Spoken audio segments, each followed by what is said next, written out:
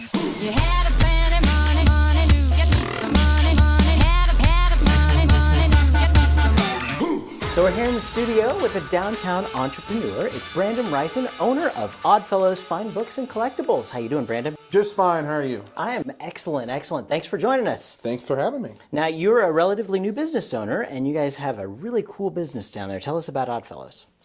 Well, we sell fine books and collectibles. Oh, really? Basically, we deal in anything made of paper Cool. and coins. We have lots of local history books. We have lots of signed first editions. We have books from the 1800s and fun old comic books and magazines and postcards and quite a few coins. So a little bit of this and that and the other. Basically, we just like to have fun. Yeah, yeah. We like local history. We like talking about history. Got a lot of history books in general. So good mix. And this was a long-time business that you guys came. I mean, you're relatively new to the business, but it's known as before. It was Lloyd Zimmer Books and Maps. Yeah, Lloyd Zimmer's. Lloyd Zimmer was downtown here for about 10 years. Yeah, yeah. And then when he closed, we decided the store needed to stay open. Yeah. And we loved what he did, and we had some fun things of our own that we wanted to add. So You're in a beautiful building as well. oh, it's wonderful. And we got some footage we'll be showing here as we go through the kind of interior and such. And it's really the building itself.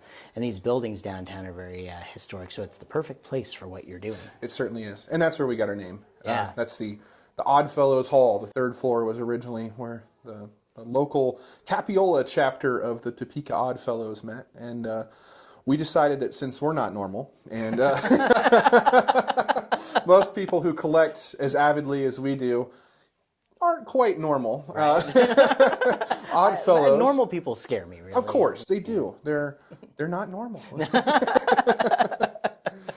So yeah, Oddfellows was the perfect name for us, and everybody's kind of liked the name, like what we've done, like some of the new stuff we've added. So it's been a lot of fun. And you talk about these old buildings downtown. That's what brought us in. We love Topeka. We love the beautiful old buildings, all the architecture. We love talking about it. We've got the Topeka history geeks too. So Yeah. Gotta like Topeka History Geeks on Facebook. that's right. of Like them course, on yeah. Facebook. Yes, that's what led us here. The Topeka history geeks was sort of my wife's passion for old Topeka photography, and so many people wanted to be her friend on Facebook that she created a group just for the Topeka history, and now there's nearly 4,500 people who joined to look at pictures of Topeka history and talk about growing up in Topeka Yeah. and our wonderful heritage, and it's been a lot of fun. It's really cool to see like pictures of things from your childhood pop up in your Facebook feed. And Yeah. it's just, I'm like, I remember that. That's cool. No, it really is a neat Topeka History Geeks. Like them on Facebook. I'll say it again to make sure people get the message. Yeah, good You're group. supposed to like Topeka History Geeks on Facebook. And you guys have a Facebook as well for Oddfellows, We right? do. Yeah, it's so you just like that on Facebook. Oddfellows Fine Books and Collectibles. And we do lots of fun stuff on there too. We show some of the books from the store, and then we talk about what we do, and we also talk about books in general. So commemorate birthdays and fun events, and just it's fun. So what made you take the jump? Like, where were you and said, "This is the time is now. Let's do this"? And have you always wanted to have a shop like this, or Always. Tell us This a little bit was of background here. This was retirement. This was Yeah. what I was going to do when I was done working. But the opportunity came up, and like you say, we didn't want to see the store go. Yeah. So pulled the trigger a little sooner than retirement age.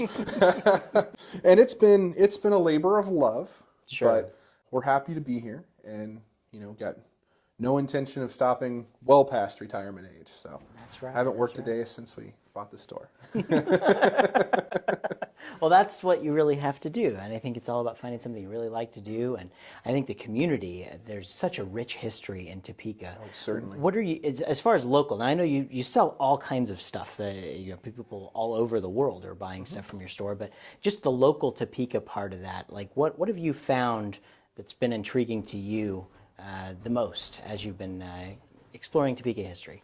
Well, what started us off was we went in there to Mr. Zimmer's to buy Shawnee County Historical Society Bulletin back issues. can't get them anywhere else. That's right, yeah. And we still have quite a few of them, but they're great little books about Topeka's history. And there's nowhere else you can get them. they're pretty limited out there.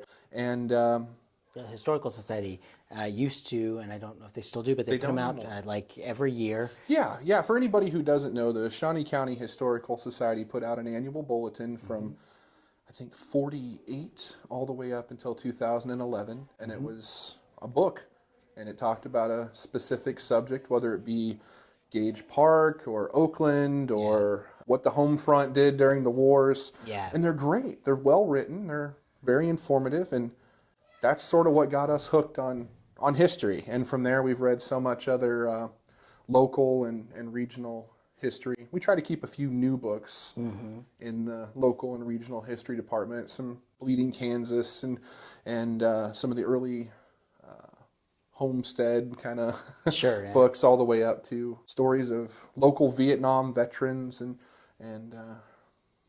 oh gosh, all kinds of other stuff, local authors. Yeah.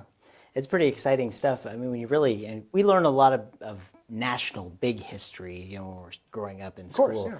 But, I think it's one of the things when you're an adult going back into it and you're looking it up, like the local stuff, it's really intriguing. They don't really spend a lot of time talking about that, but you can really learn so much, and there's such a rich history locally around Topeka. I mean, that is pretty fascinating stuff.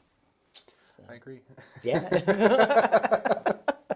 Well, and then you do sell all over the world. Electronics, computers, the internet have really changed the world for retail and business a lot. Tell us a little bit about that. Well, we sell on eBay, just like everyone else in the world. We have an eBay account. And then we also sell on a website called ABE Books, which is basically just for collectible books.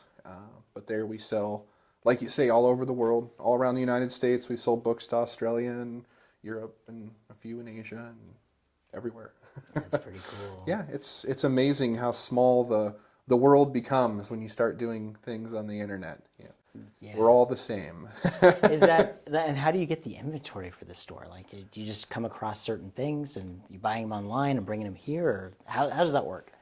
We buy everything locally. Oh, cool. There are people who bring us stuff into the store to sell on a regular basis.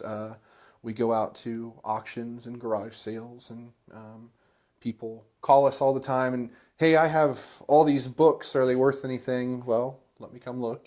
Yeah, right. So we go look at their library, and sometimes we buy, sometimes we don't. But everything comes from here in Topeka. So if people have something that's really cool at their house and they want to sell it or have you take a look at it, they should bring it down to the store or get in touch. How should they get in touch with you? Well, they can come into the store. That's usually the best way, because it's just like telling me you have a used Ford. I have no idea what that's worth.